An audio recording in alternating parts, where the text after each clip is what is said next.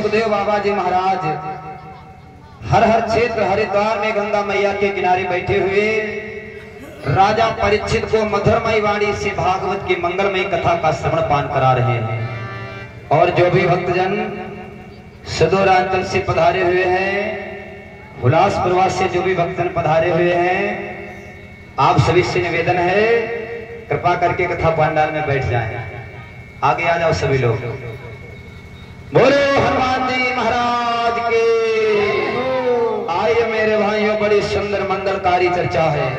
हमारे संत महात्मा विद्वानों ने कहा है भगवान के मेरे भाइयों ऐसी कथा है, भगवान के कथा को सुनकर के मनुष्य के जन्म जन्म के मेरे भाइयों व्यथा दूर हो जाती है।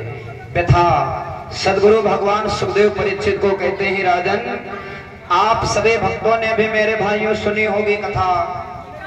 जिस समय लंका का राजा रावण मैया सीता का हरण करके लंका नगरी ले गया, मैया सीता जब हो गई राम जी से दूर, मेरे भाइयों ध्यान दीजिए, राम जी क्या है?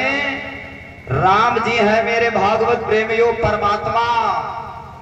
और सीता जी का है? सीता मेरे भाइयों आत्मा की प्रतीक है। आत्मा को सुख कब होता है? जब तक आत्मा परमात्मा के निकट है, हाँ, तब तक तो आत्मा को अपार सुख होगा, अपार आनंद होगा।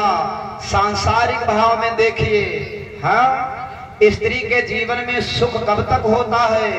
अगर पति निकट है, पति का प्रेम मिल रहा है, तब तो स्त्री के जीवन में सुख है, हाँ। और पति अगर दूर है, लंका में कोई चीज की कमी नहीं थी। जब सीता मैया राम जी के संगमा जंगल में थी, घास फूस की झोपड़िया, हाँ, और लंका में गई तो वहां सोने के महल। लेकिन जो आनंद प्रभु के संग में घास फूस की झोपड़ी में था, वो सोने की लंका में प्रभु से दूर होने पर वो आनंद नहीं मिला माता सीता को। बहुत दुखी है मन में भगवान के विरह में, बड़ी व्यथा भरी है मैया सीता के हृदय में। ये व्यथा मेरे भाइयों कैसे दूर भई सीता जी की? हनुमान जी महाराज जी को सभी लोग जानते हो।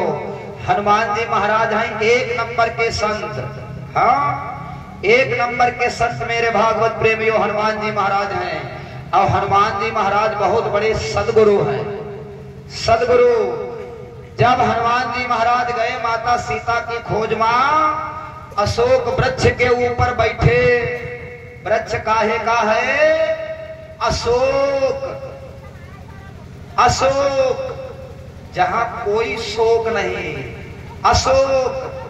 लेकिन मैया सीता के हृदय में फिर भी शोक ही शोक है। अशोक के नीचे बैठी है फिर भी शोक। क्यों? क्योंकि भगवान से दूर हुई गई है, राम जी से मेरी माताओं दूर हुई गई हैं, हाँ। ऐसे ही है हमारा तुम्हारा जीवन। भले ही क्यों ना अशोक के नीचे बैठे हो, लेकिन अगर भगवान से दूरी है, अगर परमात्मा से दूरी है, तो अशोक भी आपका शोक मिटा सकता नहीं है। अब मैया सीता का शोक कैसे मिटा? मैया सीता का दुख कैसे मिटा? हनुमान जी महाराज बहुत बड़े कथावाचक भी हैं और कथा सुनने के भी बहुत बड़े शौकीन हनुमान जी महाराज। भगवान के विरह में अशोक के नीचे बैठी मैया सीता रो गई। अब हनुमान जी ने सोचा मैया की व्यथा कैसे दूर हो, माता का दुख कैसे दूर हो। तो उस अशोक वृक्ष के ऊपर बैठे बैठे हनुमान जी ने क्या किया? अरे रामचंद्र गुण पर नहीं लाला,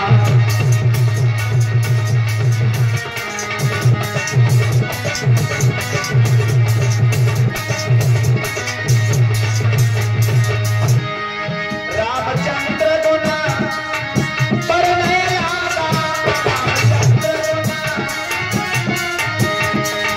सुनते सीता कर दुख भागा, सुनते सीता कर दुख भागा।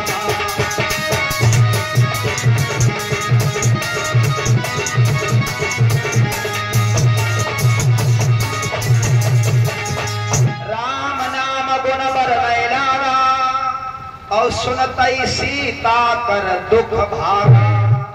जैसे हनुमान जी महाराज जी ने वृक्ष पर बैठे बैठे भगवान की कथा सुनाना प्रारंभ कर दिया, सीता मैया के काननमा भगवान के गुणानुवाद मेरे भाइयों गए। आप सीता मैया मन में सोचें कि ये तो मेरे प्रीतम की चर्चा हो रही है, मेरे प्राण प्यारे की चर्चा हो रही है।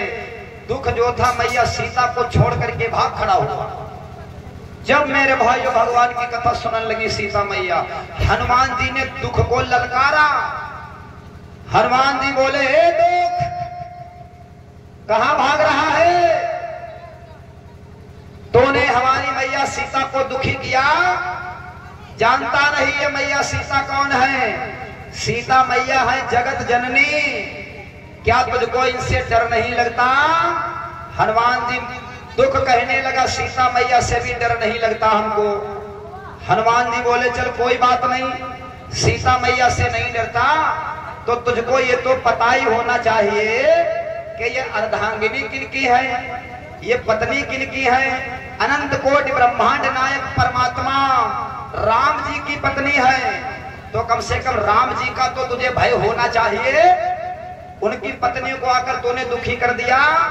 दुख बोलो सुनाओ हनुमान, ना तो हम डरे तुम्हारे भगवान राम से, ना डरे तुम्हारी मैया सीता से।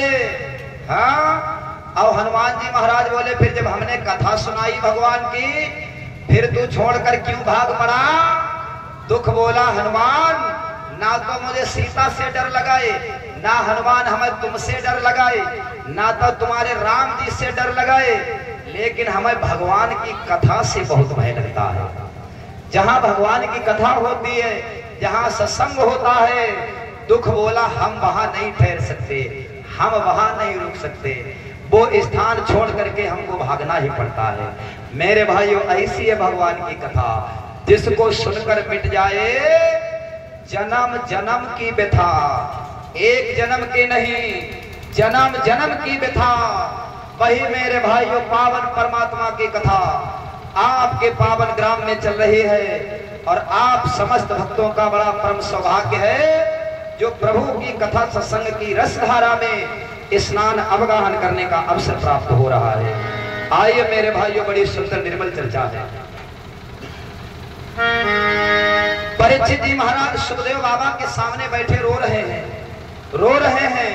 जीवन में मेरे भाइयों जब दुख आए, याद रखिए आप लोग, अपने दुख की गाथा संसार में हर किसी के आगे गाना नहीं चाहिए। ज्यादा अगर आप दुखी हो, बहुत दुखी हो, तो दुनिया में कोई का ना बताओ कि हम दुखी हैं। जब लोग तुमको सोचेंगे कि ये तो बड़ा दुखी, तो लोगों को बड़ा आनंद आएगा कि हाँ अब बढ़िया है, अब आया उनके पहाड़ के नीचे। हाँ, अब अगर ज्यादा सुखी भी हो, बहुत सुखी हो, फिर भी किसी को मत बताइए। बहुत सुखी हो फिर भी किसी को मत बताइए, और बहुत दुखी हो फिर भी मेरे भाइयों किसी को मत बताइए। आप लोग सोचे तो ही हो, क्या किसी को नहीं बताना चाहिए? बताना चाहिए मेरे भाइयों। किसको बताओ? अपने जीवन का दुख अपने गुरु को बताओ, अपने माँ बाप को बताओ, अपने जीवन का दुख मेरे भाइयों साधु संतन को बताओ।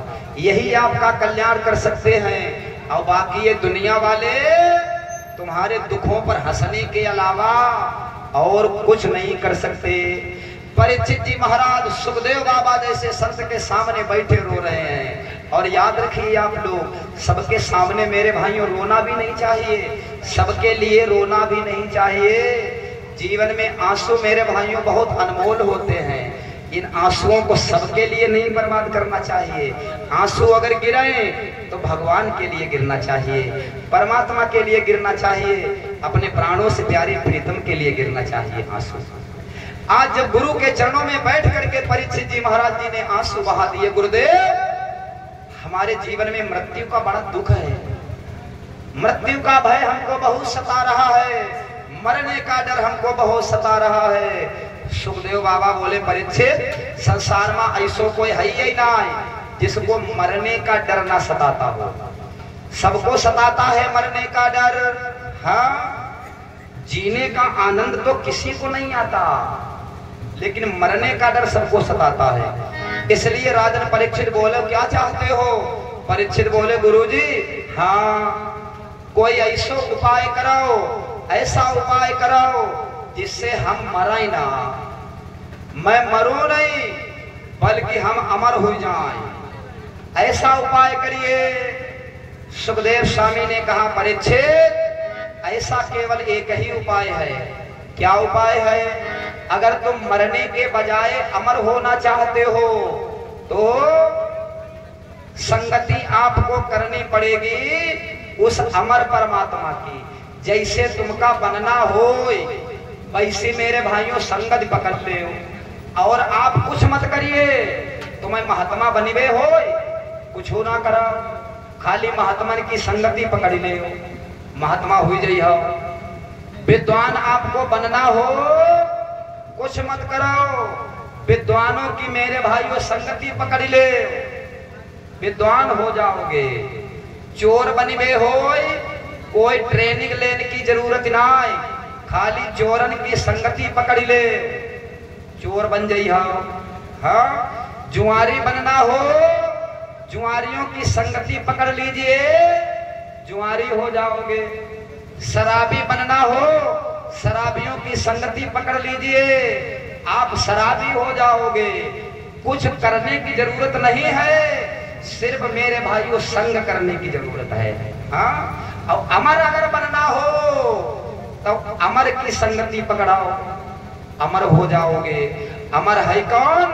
अमर है मेरे भाइयों परमात्मा, परमात्मा है अमर। इसीलिए परमात्मा की कथा भी है अमर।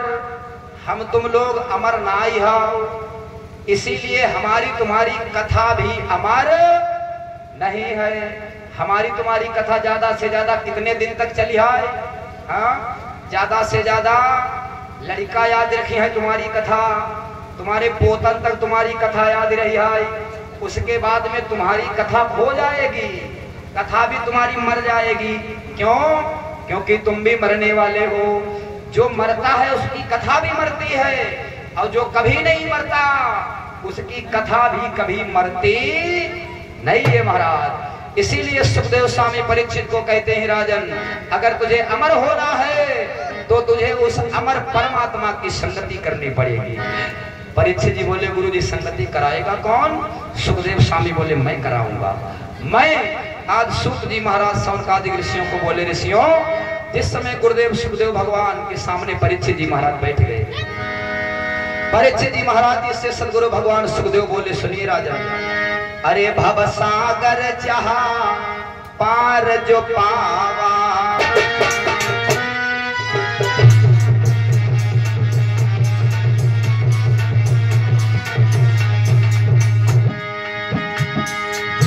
भव सागर चाहा पार जो पावा,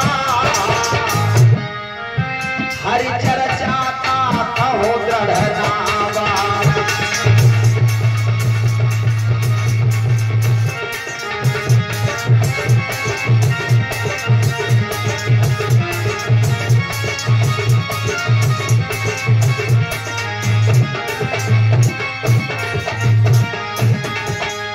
जिस मनुष्य को भव सिंधु से पार होना हो तो उसके लिए भगवान की कथा क्या है? हरि चर्चा ता कहूं दृढ़ नावा। सुंदर सुदृढ़ नवैया के समान है।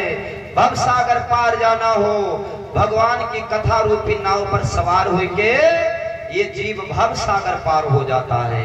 परीक्षित जी महाराज बोले धन्य हो गुरुदेव, आपके मुखारविंद से ऐसे अमृतमयी वाणी को सुन करके हमारे हृदय में अपार आनंद के उद्गार फूट रहे हैं। गुरुदेव कृपा करके मुझे प्रभु की पावन चर्चा को सुनाओ।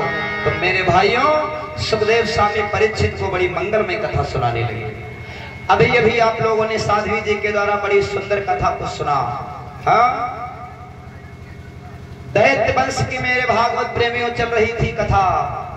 दैत्य वंश के दैत्यों ने भगवान को भजा तो दैत्य भी भगवान के प्यारे हुई गए। हाँ, कोई जरूरी ना सकल सूरत तुम्हारी बढ़िया हो तब है तुम भगवान का अच्छे लगाओ। पैसा वाले हो तब है तुम भगवान का अच्छे लगाओ, या आपने ऊंचे कुल में उच्च कुल में जन्म लिया तो ही भगवान का अच्छे लगाओ, ऐसा नहीं है मेरे भाई।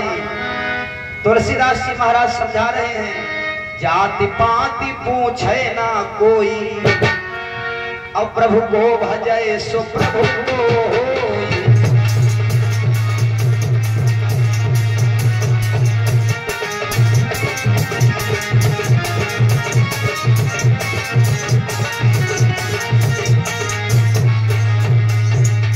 जाति पाति पूछे नहीं कोई, जाति पाति पूछे ना कोई, हरि को भजे सो हरि को होई।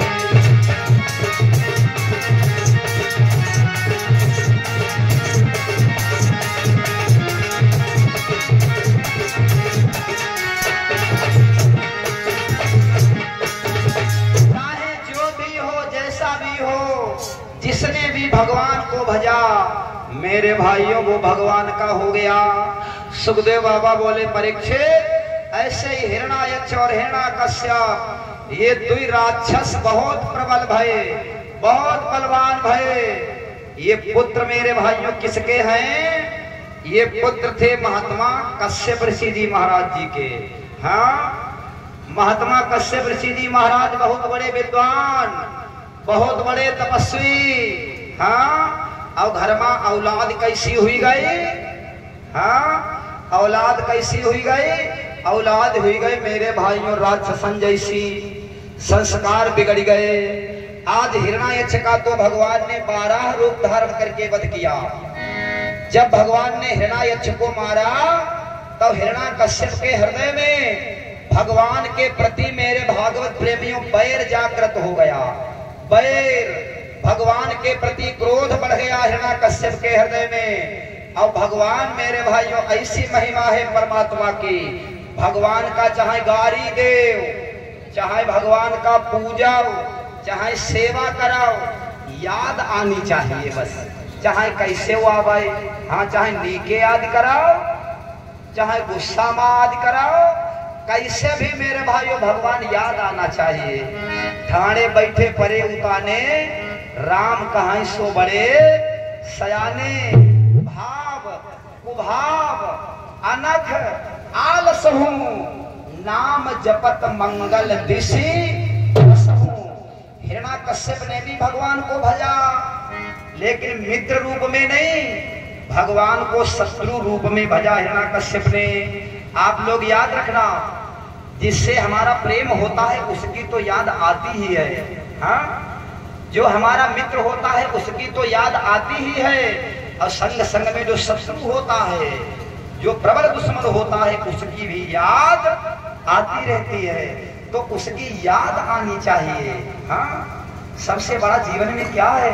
भगवान मिले या ना मिले, परमात्मा आए या ना आए, लेकिन मेरे भाइयों उसकी याद आनी चाहिए। याद सबसे बड़ा मेरे भाइयों फल यही है। और याद का जब उल्टा करियो तो याद को उल्टा का हो जा दादा, याद, और उसका करो उल्टा दया, तो हो जाता है दया। अगर भगवान की चाहत है दया तो क्या करो? तो भगवान को करिए याद। दया चाहते हो तो भगवान को याद करना पड़ेगा। याद कैसे भी करो। हिरण्याकश्यप ने भगवान को भजा शत्रु रूप में कि मैं मारूंगा उसको।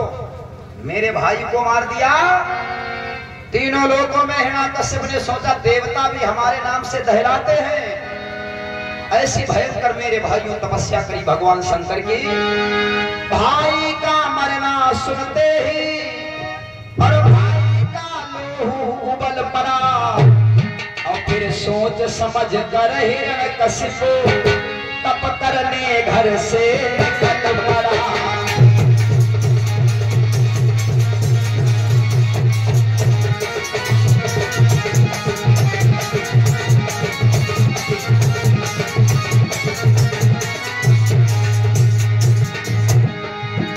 मंदराचल पर्वत के ऊपर हिरण्याकश्यप अखंड समाधि लगा करके बैठ गया।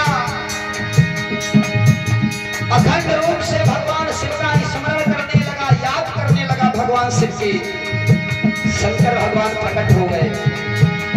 सुंदर ललाट अहिगन विराट, अरे डमरू त्रिशूल पर करतल है, और शशि जटा चूट से मिली भई, गंगा की धार सुहावन है।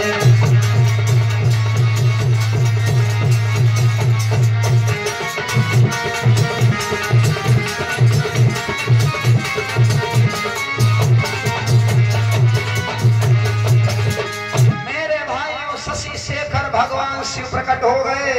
हिरण्याकश्यप, तुम्हारी तपस्या देख के हम तुमसे बहुत खुश, मांगो का चाहिए, मेरी प्रसन्नता के बदले तू भी प्रसन्न हो जाएगा।